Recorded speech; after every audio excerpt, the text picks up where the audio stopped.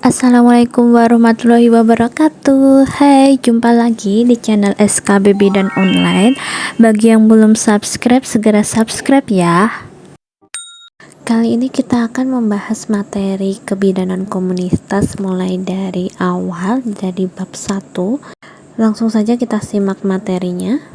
Pada konsep dasar kebidanan komunitas, untuk definisi berdasarkan kesepakatan antara ICM, Vigo, dan WHO pada tahun 1933 menyatakan bahwa bidan adalah seorang telah mengikuti pendidikan kebidanan yang diakui oleh pemerintah setempat, telah menyelesaikan pendidikan dan lulus serta terdaftar atau mendapatkan izin melakukan praktek kebidanan. Menurut IBI, bidan adalah seorang perempuan yang lulus dari pendidikan bidan yang diakui pemerintah dan organisasi profesi di wilayah negara Republik Indonesia serta memiliki kualifikasi untuk diregister, sertifikasi dan atau secara sah mendapat lisensi untuk menjalankan praktek kebidanan. Komunitas berasal dari bahasa Latin yaitu communicans atau kesamaan, kemudian komunis sama atau publik atau banyak, dan selanjutnya community atau masyarakat setempat.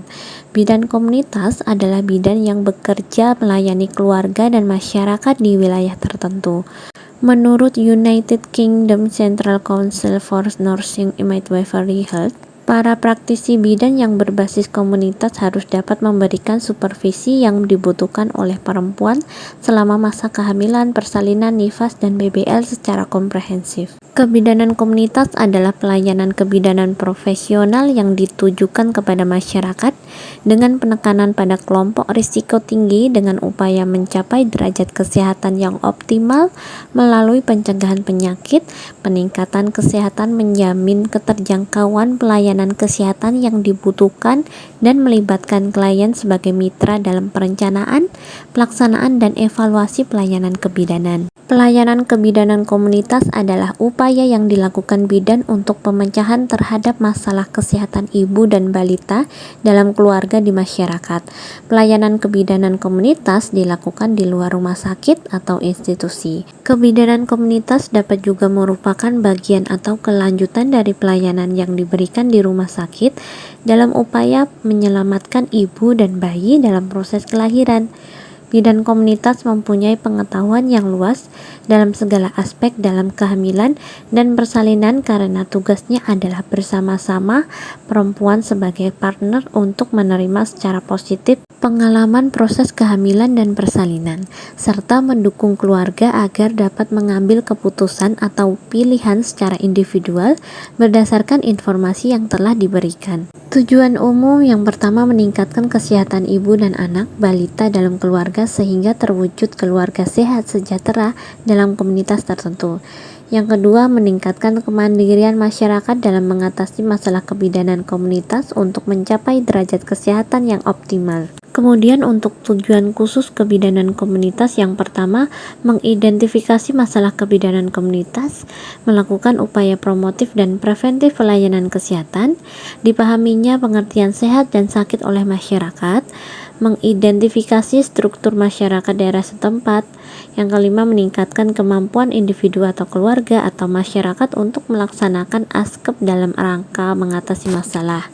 Yang keenam, tertanganinya kelainan risiko tinggi atau rawan yang perlu pembinaan dan pelayanan kebidanan. Yang ketujuh, tertanganinya kasus kebidanan di rumah. Yang kedelapan, tertanganinya tindak lanjut kasus kebidanan dan rujukan. Yang kesembilan, mengidentifikasi status kesehatan ibu dan anak. Yang kesepuluh, pelayanan KIA atau KB atau imunisasi. Tujuan khusus selanjutnya yaitu menggambarkan keadaan wilayah kerja dengan daerah, mengidentifikasi faktor penunjang KIA atau KB di wilayah, bimbingan pada kader posyandu atau kesehatan atau dukun bayi, mengidentifikasikan kerjasama LP atau LS, kunjungan rumah, penyuluhan laporan dan seminar dan evaluasi, ASKEP pada sasaran KIA, menolong persalinan di rumah, melakukan tindakan kegawat daruratan kebidanan sesuai kewenangan. Selanjutnya, sasaran kebidanan komunitas itu yang pertama ibu, mulai dari masa pranikah, prakonsepsi, kehamilan, persalinan, nifas, masa interval, dan menopause. Sasaran yang kedua yaitu anak, mulai dari meningkatkan kesehatan janin dalam kandungan, bayi, balita, prasekolah, dan anak usia sekolah. Yang ketiga keluarga, pelayanan ibu dan anak termasuk kontrasepsi, pemeliharaan anak, pemeliharaan ibu sesudah persalinan, perbaikan gizi dan imunisasi. Yang sasaran keempat yaitu kelompok penduduk. Jadi ini kelompok penduduk rumah kumuh, daerah terisolir, daerah tidak terjangkau. Sasaran yang kelima yaitu masyarakat, dari satuan masyarakat terkecil sampai masyarakat keseluruhan, mulai dari remaja, calon ibu, dan kelompok ibu. Selanjutnya ruang lingkup kebidanan komunitas. Yang pertama promotif, yaitu peningkatan kesehatan meliputi informasi tentang imunisasi pada ibu-ibu yang memiliki bayi, penyuluhan tentang kesehatan ibu hamil, informasi tentang tanda bahaya kehamilan, dan ASI eksklusif. Ruang lingkup yang kedua yaitu preventif, yang merupakan pencegahan penyakit meliputi imunisasi terhadap bayi dan anak balita serta ibu hamil, pemberian tablet FE, pemeriksaan kehamilan, nifas, dan lain-lain. Posyandu untuk penimbangan dan pemantauan kesehatan balita. Yang ketiga yaitu kuratif atau pemeliharaan dan pengobatan, meliputi perawatan payudara yang mengalami masalah, perawatan bayi balita dan anak sakit di rumah, rujukan bila diperlukan. Ruang lingkup yang keempat yaitu rehabilitatif atau pemulihan kesehatan, meliputi latihan fisik pasca ibu bersalin, pemberian gizi ibu nifas, mobilisasi dini pada ibu pasca salin. Yang kelima resosiantitatif atau memfungsikan kembali individu, keluarga, kelompok masyarakat ke lingkungan sosial dan masyarakatnya. Contohnya menggerakkan individu masyarakat ke lingkungan masyarakatnya seperti Desa Wisma, Desa Siaga, Tabulin, kemudian membuat masyarakat untuk melakukan suatu program dalam bidang kesehatan yang dilakukan oleh masyarakat itu sendiri untuk meningkatkan kesehatan masyarakat tersebut. Nah, selanjutnya tentang filosofi kebidanan komunitas. Pengertian filosofi secara umum adalah ilmu yang mengkaji tentang akal budi mengenai hakikat yang ada. Filosofi kebidanan adalah keyakinan atau pandangan hidup bidan yang digunakan sebagai kerangka pikir dalam memberikan asuhan kebidanan. Menurut Kemenkes 369 atau Menkes SK2 tahun 2007, yang pertama keyakinan tentang kehamilan dan persalinan. Jadi hamil dan bersalin merupakan suatu proses alamiah dan bukan penyakit. Yang kedua, keyakinan tentang perempuan. Setiap perempuan adalah pribadi yang unik, mempunyai hak, kebutuhan, keinginan masing-masing. Oleh sebab itu, perempuan harus berpartisipasi aktif dalam setiap asuhan yang diterimanya. Yang ketiga, keyakinan fungsi profesi dan manfaatnya. Fungsi utama profesi bidan adalah mengupayakan kesejahteraan ibu dan bayinya. Proses fisiologis harus dihargai, didukung, dan dipertahankan. Bila timbul penyulit, dapat menggunakan teknologi tepat guna dan rujukan yang efektif untuk memastikan kesejahteraan perempuan dan janin atau bayinya. Yang keempat, keyakinan tentang pemberdayaan perempuan dan membuat keputusan. Perempuan harus diberdayakan untuk mengambil keputusan tentang kesehatan diri dan keluarganya melalui komunikasi, informasi, dan edukasi atau KIE dan konseling. Pengambilan keputusan merupakan tanggung jawab bersama antara perempuan, keluarga, dan pemberi asuhan. Yang kelima, keyakinan tentang tujuan asuhan. Tujuan utama asuhan kebidanan untuk menyelamatkan ibu dan bayi dalam arti mengurangi kesakitan dan kematian. Asuhan kebidanan berfokus pada pencegahan, promosi kesehatan yang bersifat holistik, diberikan dengan cara yang kreatif dan fleksibel, suportif, peduli, bimbingan, monitor, dan pendidikan berpusat pada perempuan. Asuhan berkesinambungan, sesuai keinginan dan tidak otoriter, serta menghormati pilihan perempuan. Yang keenam, keyakinan tentang kolaborasi dan kemitraan. Praktik kebidanan dilakukan dengan menempatkan perempuan sebagai partner dengan pemahaman holistik terhadap perempuan sebagai satu kesatuan fisik, psikis, emosional, sosial, budaya, spiritual, serta pengalaman reproduksinya. Bidan memiliki otonomi penuh dalam praktiknya yang berkolaborasi dengan tim kesehatan lainnya. Yang ketujuh, sebagai profesi bidan mempunyai pandangan hidup Pancasila, seorang bidan menganut filosofi yang mempunyai keyakinan di dalam dirinya bahwa semua manusia adalah makhluk biopsikososial kultural dan spiritual yang unik, merupakan satu kesatuan jasmani dan rohani yang utuh dan tidak ada individu yang sama. Filosofi berikutnya, bidan berkeyakinan bahwa setiap individu berhak memperoleh pelayanan kesehatan yang aman dan memuaskan sesuai dengan kebutuhan dan perbedaan kebudayaan. Setiap individu berhak menentukan nasib sendiri dan mendapatkan informasi yang cukup dan untuk berperan di segala aspek pemeliharaan kesehatannya. Selanjutnya, setiap individu berhak untuk dilahirkan secara sehat. Untuk itu, maka setiap wanita usia subur, ibu hamil, melahirkan dan bayinya berhak mendapat pelayanan berkualitas. Filosofi berikutnya, pengalaman melahirkan anak merupakan tugas perkembangan keluarga yang membutuhkan persiapan sampai anak menginjak masa-masa remaja. Keluarga-keluarga yang berada di suatu wilayah atau daerah yang membentuk masyarakat kumpulan dan masyarakat Indonesia terhimpun di dalam satu kesatuan bangsa Indonesia.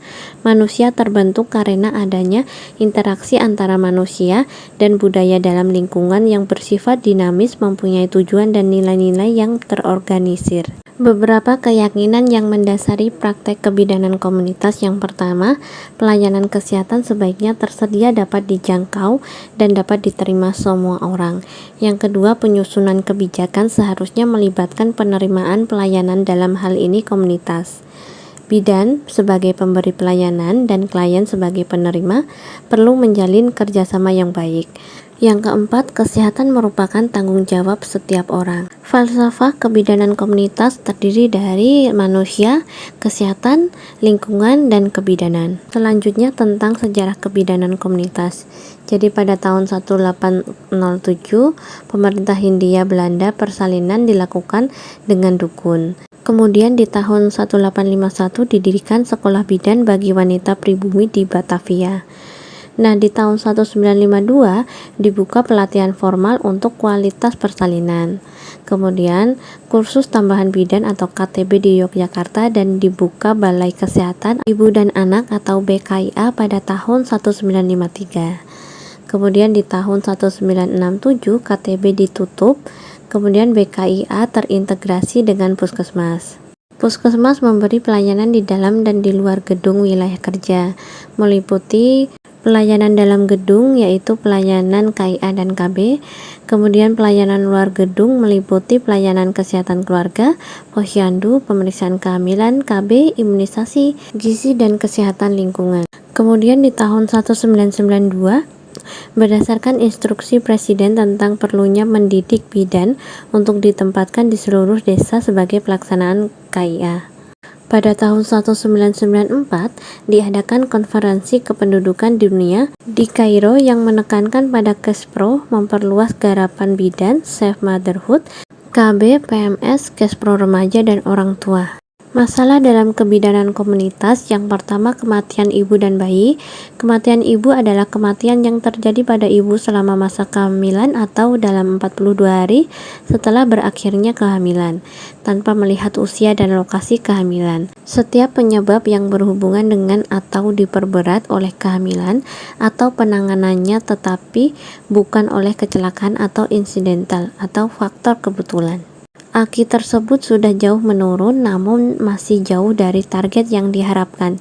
Sedangkan untuk target SDGs AKI yaitu sebesar 70/100.000 kelahiran hidup. AKI dikatakan masih tinggi karena jumlah kematian ibu yang meninggal mulai saat hamil hingga 6 minggu setelah persalinan per 100.000 persalinan tinggi. Kemudian angka kematian ibu tinggi adalah angka kematian yang melebihi dari angka target nasional. Tingginya angka kematian berarti rendahnya standar kesehatan dan kualitas pelayanan kesehatan yang diberikan, dan mencerminkan besarnya masalah kesehatan. Kematian bayi adalah kematian yang terjadi saat setelah bayi lahir sampai bayi belum berusia tepat 1 tahun. Berdasarkan perhitungan BPS tahun 2007 sebesar 27 per 1000 kelahiran hidup. Adapun target AKP pada SDGs tahun 2030 sebesar 12 per 1000 kelahiran hidup. Penyebab kematian bayi meliputi yang pertama gangguan perinatal sebesar 34,7%, yang kedua sistem pernafasan sebesar 27,6%, yang ketiga diare yaitu sebesar 9,4%, kemudian sistem pencernaan yaitu 4,3%, dan tetanus 3,4%. Masalah dalam kebidanan komunitas yang kedua yaitu unsafe abortion. Unsafe abortion adalah pengguguran kandungan yang dilakukan dengan tindakan yang tidak steril serta tidak aman secara medis. Peran bidan dalam menangani unsafe abortion adalah memberikan penyuluhan pada klien tentang efek-efek yang ditimbulkan dari tindakan unsafe abortion. Jika terminasi kehamilan dilakukan secara ilegal, maka akan mengakibatkan perdarahan, trauma, infeksi dengan mortalitasnya sepertiga AKI, serta adanya kerusakan fungsi alat reproduksi. Dampak jangka panjang dari terminasi kehamilan yang ilegal adalah PID atau penyakit radang panggul yang menahun, infertilitas, dan kehamilan ektopik terganggu atau KET. Selanjutnya, masalah infeksi menular seksual. Infeksi menular seksual merupakan salah satu dari 3 tipe infeksi saluran reproduksi atau ISR, yaitu infeksi dan penyakit menular seksual, infeksi-infeksi endogen vagina, dan infeksi-infeksi yang berhubungan dengan saluran reproduksi. Infeksi menular seksual berhubungan dengan keadaan akut, kronik, dan kondisi-kondisi lain yang berhubungan dengan kehamilan seperti gonore, chlamydia, sifilis, herpes kelamin, trichomoniasis, HIV/AIDS. Bidan harus dapat memberikan asuhan kepada masyarakat terkait dengan infeksi menular seksual dan perlu memperhatikan semua jenis infeksi saluran reproduksi sehingga dapat mewujudkan derajat kesehatan masyarakat yang optimal. Masalah berikutnya yaitu masalah-masalah lain yang berhubungan dengan sosial budaya masyarakat, meliputi kurangnya pengetahuan salah satunya di bidang kesehatan. Yang kedua, adat istiadat yang dianut atau berlaku di wilayah setempat, kurangnya peran serta masyarakat, perilaku masyarakat yang kurang terhadap kesehatan, kemudian kebiasaan-kebiasaan atau kepercayaan negatif yang berlaku negatif dan positif. Sosial budaya yang ada di masyarakat memberi 2 pengaruh pada masyarakat tersebut, yaitu pengaruh negatif dan positif. Sosial budaya masyarakat yang bersifat positif antara lain rasa kekeluargaan dan semangat gotong royong, mengutamakan musyawarah dalam pengambil keputusan, rasa tolong-menolong atau perasaan senasib sepenanggungan. Kemudian sosial budaya masyarakat yang bersifat negatif antara lain membuang sampah sembarangan sehingga timbul daerah kumuh, penyalahgunaan obat-obatan, industri-industri yang tidak memperhatikan pembuangan limbah yang baik, kemudian wanita pekerja yang tidak dapat merawat anaknya dengan baik. Kemudian masalah kehamilan remaja. Arus informasi menuju globalisasi mengakibatkan perubahan perilaku remaja yang makin menerima hubungan seksual sebagai cerminan fungsi rekreasi. Akibatnya terjadi peningkatan kehamilan yang tidak dikehendaki atau terjadi penyakit menular seksual. Berikut ini adalah dampak kehamilan remaja. Yang pertama, faktor psikologis yang belum matur. Alat reproduksinya masih belum siap menerima kehamilan sehingga dapat menimbulkan berbagai bentuk komplikasi. Remaja berusia muda yang sedang menuntut ilmu akan mengalami putus sekolah sementara atau seterusnya dan dapat kehilangan pekerjaan yang baru dirintisnya. Dampak berikutnya yaitu perasaan tertekan karena mendapat cercaan dari keluarga, teman, atau lingkungan masyarakat. Tersisih dari pergaulan karena dianggap belum mampu membawa diri. Kemudian mungkin kehamilannya disertai kecanduan obat-obatan. Nah, selanjutnya faktor fisik. Mungkin kehamilan ini tidak diketahui siapa ayah sebenarnya. Kehamilan dapat disertai penyakit menular seksual sehingga memerlukan pemeriksaan ekstra yang lebih lengkap. Tumbuh kembang janin dalam rahim yang belum matur dapat menimbulkan abortus, persalinan prematur, dan terjadi komplikasi penyakit yang telah lama dideritanya. Kemudian, saat persalinan sering memerlukan tindakan medis operatif. Hasil janin mengalami kelainan kongenital atau BBLR. Kemudian kematian maternal dan perinatal pada kehamilan remaja lebih tinggi dibandingkan dengan usia reproduksi sehat, yaitu usia 20-35 tahun. Fungsi seksual yaitu untuk prokreasi atau mendapatkan keturunan, rekreasi atau untuk kenikmatan, relasi atau hubungan kekeluargaan, dan bersifat institusi atau kewajiban suami untuk istrinya. Hubungan seksual remaja merupakan masalah besar dalam disiplin ilmu kedokteran, dalam kurung andrologi, seksologi, penyakit kulit dan kelamin, kebidanan, dan kandungan. Langkah-langkah untuk mengendalikan masalah kehamilan remaja adalah sebagai berikut. Yang pertama, sebelum terjadi kehamilan meliputi menjaga kesehatan reproduksi, menghindari multipartner, memberikan pendidikan seksual sejak dini, meningkatkan iman dan takwa kepada Tuhan Yang Maha Esa sesuai ajaran agama masing-masing. Selanjutnya, langkah setelah terjadi kehamilan, setelah terjadi konsepsi sampai nidasi. Persoalannya semakin sulit karena secara fisik hasil konsepsi dan nidasi mempunyai beberapa ketetapan sebagai berikut. Hasil konsepsi dan nidasi mempunyai hak untuk hidup dan mendapatkan perlindungan. Hasil konsepsi dan nidasi merupakan zigot yang mempunyai potensi untuk hidup. Hasil konsepsi dan nidasi nasibnya ditentukan oleh ibu yang mengandung. Hasil konsepsi dan nidasi mempunyai landasan moral yang kuat karena potensinya untuk tumbuh kembang menjadi generasi yang didambakan setiap keluarga.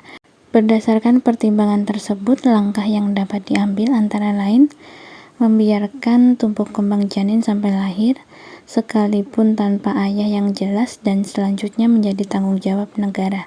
Pasangan dinikahkan sehingga bayi yang lahir mempunyai keluarga yang sah. Yang kedua, di lingkungan negara yang dapat menerima kehadiran bayi tanpa ayah, pihak perempuan memeliharanya sebagai anak secara lazim.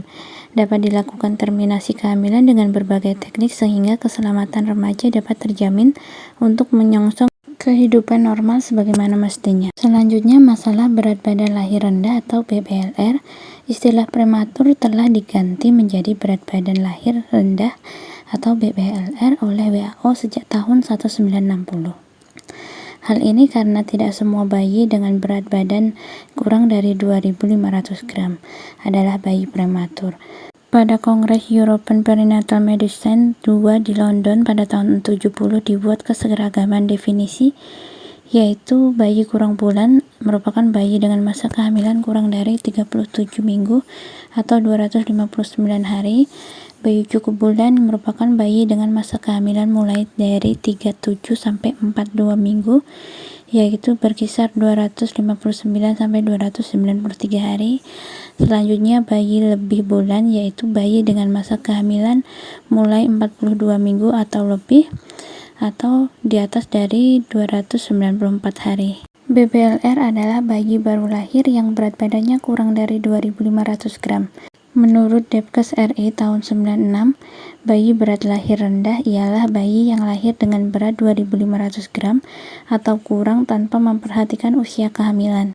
Penanganan bayi berat lahir rendah meliputi hal-hal berikut. Yang pertama, mempertahankan suhu dengan ketat, mencegah infeksi karena BBL sangat rentan terkena infeksi, contohnya mencuci tangan sebelum memegang bayi. Pengawasan nutrisi dan ASI, refleks menelan pada bayi dengan BBLR belum sempurna. Kemudian penimbangan ketat sebagai cara memantau status gizi atau nutrisi bayi dan erat kaitannya dengan daya tahan tubuh. Kegiatan dalam pelayanan kebidanan komunitas. PWS KIA adalah alat manajemen untuk melakukan pemantauan program KIA di suatu wilayah kerja secara terus-menerus agar dapat dilakukan tindak lanjut yang cepat dan tepat. Meliputi program pelayanan ibu hamil, ibu bersalin, ibu nifas, ibu dengan komplikasi kebidanan, dan keluarga berencana, bayi baru lahir, kemudian bayi baru lahir dengan komplikasi, bayi dan balita. Definisi dan kegiatan PWS tersebut sama dengan definisi surveillance.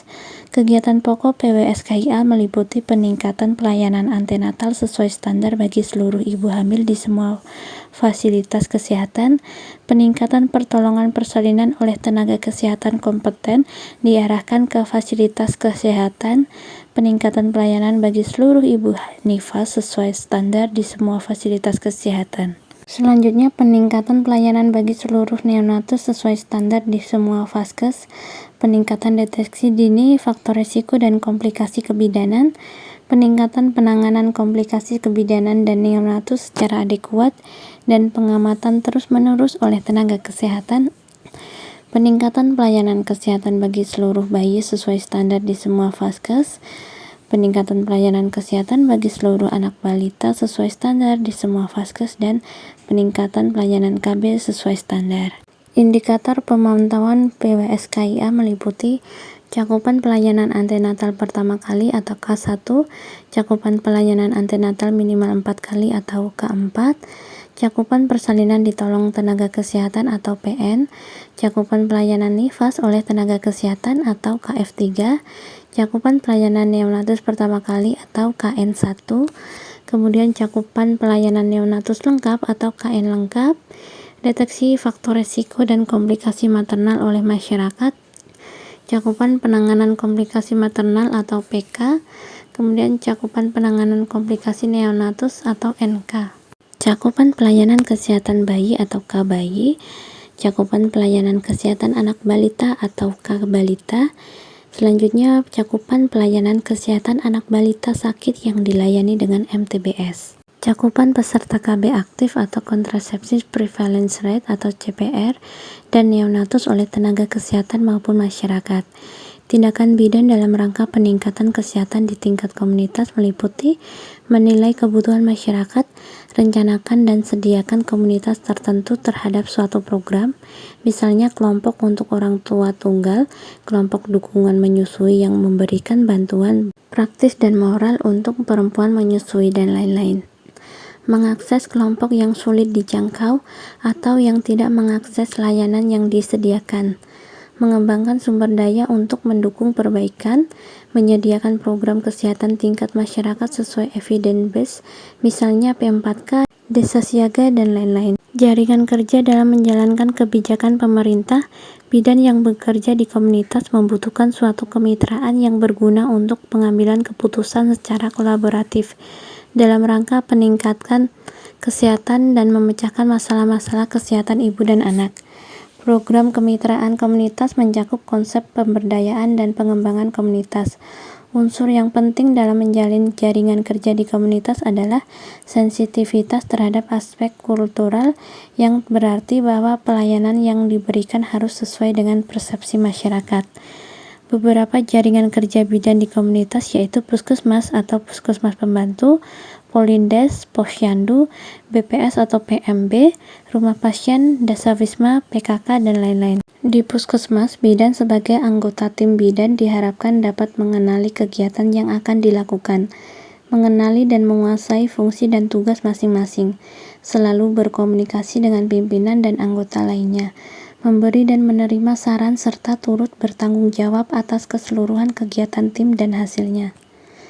Kemudian di Polindes, Posyandu, BPS atau PMB, dan rumah pasien, bidan merupakan pimpinan tim atau leader, di mana bidan diharapkan mampu berperan sebagai pengelola sekaligus pelaksana kegiatan kebidanan di komunitas. Selanjutnya, dalam jaringan kerja bidan di komunitas, diperlukan kerjasama lintas program dan lintas sektor. Kerjasama lintas program merupakan bentuk kerjasama yang dilaksanakan di dalam satu instansi terkait, misalnya imunisasi, pemberian tablet FE, vitamin A, PMT, dan lain-lain. Sedangkan kerjasama lintas sektor merupakan kerjasama yang melibatkan institusi atau departemen lain, misalnya bulan imunisasi anak sekolah atau BIAS, pendidikan anak usia dini atau PAUD, dan lain-lain. Yang keempat, dalam pelayanan komunitas diperlukan pendekatan terhadap pemuka atau pejabat masyarakat untuk mendapat dukungan sehingga dapat menentukan kebijakan nasional atau regional. Pendekatan terhadap pelaksana dari sektor di berbagai tingkat administrasi sampai dengan tingkat desa, dengan tujuan yang akan dicapai adalah adanya kesepahaman, memberi dukungan, dan merumuskan kebijakan. Dan pendekatan yang lebih menekankan pada proses dilaksanakan masyarakat sebagai pengambil prakarsa, kemudian dikembangkan sendiri sesuai kemampuan, misalnya kader dan dukun. Peran dan fungsi kebidanan komunitas. Peran adalah perangkat tingkah laku yang diharapkan dan dimiliki oleh orang yang berkedudukan dalam masyarakat. Sebagai bidan yang bekerja di komunitas, maka bidan harus memahami perannya di komunitas, yaitu yang pertama sebagai pendidik. Dalam hal ini, bidan berperan sebagai pendidik di masyarakat. Sebagai pendidik, bidan berupaya merubah perilaku komunitas di wilayah kerjanya sesuai dengan kaidah kesehatan. Tindakan yang dapat dilakukan oleh bidan di komunitas dalam berperan sebagai pendidik masyarakat antara lain dengan memberikan penyuluhan di bidang kesehatan, khususnya kesehatan ibu, anak, dan keluarga. Penyuluhan tersebut dapat dilakukan dengan berbagai cara seperti ceramah, bimbingan, diskusi, demonstrasi, dan sebagainya, yang mana cara tersebut merupakan penyuluhan secara langsung. Sedangkan penyuluhan yang tidak langsung, misalnya dengan poster, leaflet, spanduk, dan sebagainya. Yang kedua, sebagai pelaksana atau provider, sesuai dengan tugas pokok bidan, adalah memberikan pelayanan kebidanan kepada komunitas. Di sini, bidan bertindak sebagai pelaksana pelayanan kebidanan. Sebagai pelaksana, bidan harus menguasai pengetahuan dan teknologi kebidanan serta melakukan kegiatan sebagai berikut. Yang pertama, bimbingan terhadap kelompok remaja masa perkawinan, pemeliharaan kesehatan ibu hamil, bersalin, nifas, menyusui, dan masa interval dalam keluarga. Pertolongan persalinan di rumah, tindakan pertolongan pertama pada kasus kebidanan resiko tinggi di keluarga, pengobatan keluarga sesuai kewenangan, pemeliharaan kesehatan kelompok wanita dengan gangguan reproduksi, kemudian pemeliharaan kesehatan anak balita. Yang ketiga, sebagai pengelola. Sesuai dengan kewenangannya, bidan dapat melaksanakan kegiatan praktik mandiri. Bidan dapat mengelola sendiri pelayanan yang dilakukannya. Peran bidan di sini adalah sebagai pengelola kegiatan kebidanan di unit puskesmas, polindes, posyandu, dan praktek bidan. Sebagai pengelola, bidan memimpin dan mendayagunakan bidan lain atau tenaga kesehatan yang pendidikannya lebih rendah. Selanjutnya, peran sebagai peneliti. Bidan perlu mengkaji perkembangan kesehatan pasien yang dilayaninya, perkembangan keluarga, dan masyarakat. Secara sederhana, bidan dapat memberikan kesimpulan atau hipotesis dan hasil analisanya, sehingga bila peran ini dilakukan oleh bidan, maka ia dapat mengetahui secara cepat tentang permasalahan komunitas yang dilayaninya dan dapat pula dengan segera melaksanakan tindakan.